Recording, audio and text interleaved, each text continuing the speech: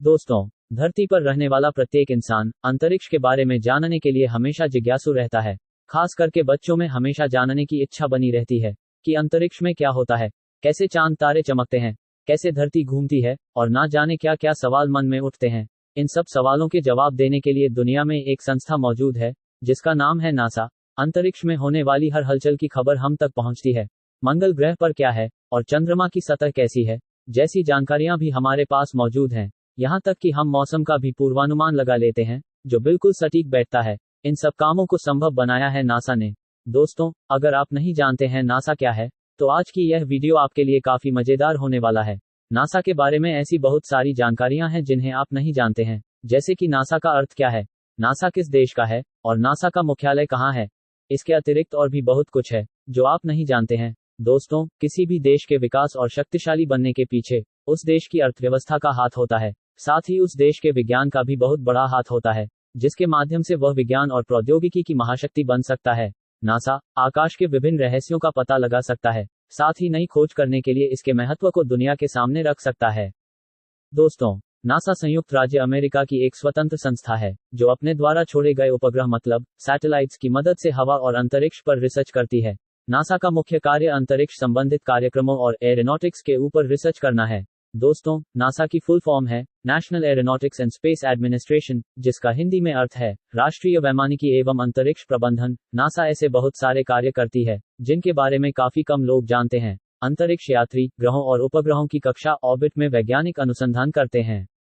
कृत्रिम उपग्रहों की मदद से वैज्ञानिक धरती से जुड़ी और अधिक जानकारियां एकत्रित करते हैं। साथ ही सौरमंडल और उससे आगे की जानकारियां भी हासिल की जाती हैं। नए डेवलपमेंट्स हवाई यात्रा और उड़ान से संबंधित दूसरे पहलुओं को इम्प्रूव करते हैं। इसके साथ साथ नासा और भी कई महत्वपूर्ण कार्य कर रही है।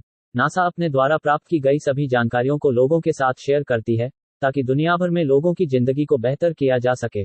उदाहरण के तौर पर, नासा द्वारा की गई रिसर्च को कंपनियां अंतरिक्ष कार्यक्रमों के लिए प्रोडक्ट बनाने के लिए इस्तेमाल कर सकती हैं। दोस्तों, नासा छात्रों को पढ़ाने के लिए अध्यापकों की पूरी मदद करती है ताकि वे भविष्य में नासा को नए इंजीनियर्स, साइंटिस्ट और एस्ट्रोनॉट्स दे पाएं। नासा की एक परंपरा रही है कि वह उन एक्टिविटीज और कार्यक्रमों में निवेश करती है जिनसे स्टूडेंट्स, एजुकेटर्स और कम्युनिटीज को नई खोज करने की प्रेरणा मिलती है। इसके अलावा नासा अध्यापकों को ट्रेनिंग के लिए ऑफर करती हैं, जिसमें इंजीनियरिंग, साइंस, टेक्नोलॉजी और मैथमेटिक्स पढ़ाने के नए तरीके सिखाए जाते हैं। यह संस्था अपने अंतरिक्ष मिशन में छात्रों को भी शामिल करती है ताकि उनमें सीखने के प्रति उत्सुकता बढ़े। दोस्तों, नासा की स्थापना 29 जुलाई 1958 में राष्ट्रपति ड्वाइट डी आइजनहावर ने संयुक्त राज्य संघीय सरकार की कार्यकारी शाखा की नागरिक स्वतंत्र एजेंसी के रूप में की थी। नासा तब से संयुक्त राज्य अमेरिका के द्वारा होने वाले अधिकांश अंतरिक्ष अन्वेषणों के लिए जिम्मेदार है। दोस्तों, नासा का मुख्यालय वाशिंगटन डीसी, अमेरिका में स्थित है। दोस्तों, अभी आपने नासा क्या है, इसके कार्य और इतिहास के बारे में जाना। अब हम नासा की कुछ खास उपलब्धियों के बारे में जानेंगे जो अपने आप में काफी अद्भुत हैं और इन्होंने दुनिया को अंतरिक्ष से जोड़ने में महत्वपूर्ण योगदान निभाया है। तो चलिए जानते हैं इनके बारे में। Number 1, project mercury. यह नासा का इंसान को अंतरिक्ष में भेजने का पहला कार्यक्रम था। सन 1961 से 1963 के बीच 25 उड़ानें भरी गई, जिनमें से 6 उड़ानों में अंतरिक्ष यात्री शामिल थे। इस कार्यक्रम का मुख्य उद्देश्य पृथ्वी के कक्षा में मानव अंतरिक्ष यान की परिक्रमा करना, अंतरिक्ष में इंसान की कार्यक्षमता की जांच करना और अंतरिक्ष यात्री और यान को सफलतापूर्वक धरती पर वापस लाना था। इस मिशन ने बताया कि मानव भार रहित उड़ान के लिए 34 घंटों तक अंतरिक्ष में काम कर सकता है। Number 2, Gemini programme. इस प्रोग्राम के तहत उपकरणों और मिशन प्रक्रियाओं का परीक्षण किया गया और भविष्य के अपोलो मिशन के लिए अंतरिक्ष यात्रियों और स्थलीय दल को ट्रेनिंग दी गई। इस कार्यक्रम का मुख्य उद्देश्य लंबी उड़ान के दौरान अंतरिक्ष यात्री की कार्यक्षमता की जांच करना और यह पता लगाना था कि कैसे कोई अंतरिक्ष यान पृथ्वी की परिक्रमा करते हुए किसी दूसरे वाहन से निश्चित समय पर मिल सकता है और उसमें समा सकता है। 3 जुलाई 1965 को नासा के अंतरिक्ष यात्री एड वाइट पहले अमेरिकी बने जिन्होंने स्पेसवॉक किया। Number 3, Apollo programme. कार्यक्रम अपोलो के तहत ही इंसान ने पहली बार चंद्रमा पर अपना कदम रखा और सुरक्षित तरीके से वापस धरती पर लौट आया। इसके साथ ही अपोलो प्रोग्राम ने अंतरिक्ष में दूसरे राष्ट्रहितों को पूरा करने के लिए तकनीक भी विकसित की। इस कार्यक्रम के तहत चंद्रमा का वैज्ञानिक अन्वेषण किया गया और चंद्रमा के वातावरण में काम करने के लिए इंसान की क्षमताओं का विकास किया गया। Number 4, Skylab. यह अमेरिका का पहला स्पेस स्टेशन था जिसे नासा द्वारा लॉन्च किया गया था। इसमें 4 सोलर एरेज को अपोलो टेलीस्कोप माउंट के साथ जोड़ा गया था। सूर्य का ऑब्जर्वेशन इस कार्यक्रम की उपलब्धियों में से एक था। Number 5, Pioneer. सन 1972 और 1973 में क्रमशः पायनियर 10 और पायनियर 11 को लॉन्च किया गया। ये पहले ऐसे अंतरिक्ष यान थे जो सौरमंडल के सबसे बड़े फोटोजेनिक गैस से बने ग्रहों बृहस्पति और शनि पर पहुंचे। सौरमंडल के एस्ट्रॉइड बेल्ट बृहस्पति और मंगल ग्रह के बीच का ऐसा क्षेत्र जहां चट्टानें परिक्रमा करती है तक पहुंचने वाला पहला यान पायनियर 10 ही था। करीब 1.5 साल बाद बृहस्पति ग्रह पर पहुंचकर वहां मौजूद ग्रेट रेड स्पॉट की तस्वीरें भेजने वाला भी यही यान था। बृहस्पति पर 1 साल रहने के बाद यह शनि ग्रह पर पहुंच गया, जहां पहुंचने के बाद इसने शनि के चारों ओर छोटे चंद्रमाओं के जोड़े की खोज की। साथ ही एक बड़े छल्ले की जानकारी भी भेजी। फिलहाल इन दोनों यानों ने काम करना बंद कर दिया है। Number 6, Apollo Soyuz test project. 1970 के दशक में अमेरिका और सोवियत के बीच राजनीतिक तनाव शीर्ष पर था, जिसके चलते दोनों देशों के बीच अंतरिक्ष की दौड़ शुरू हुई।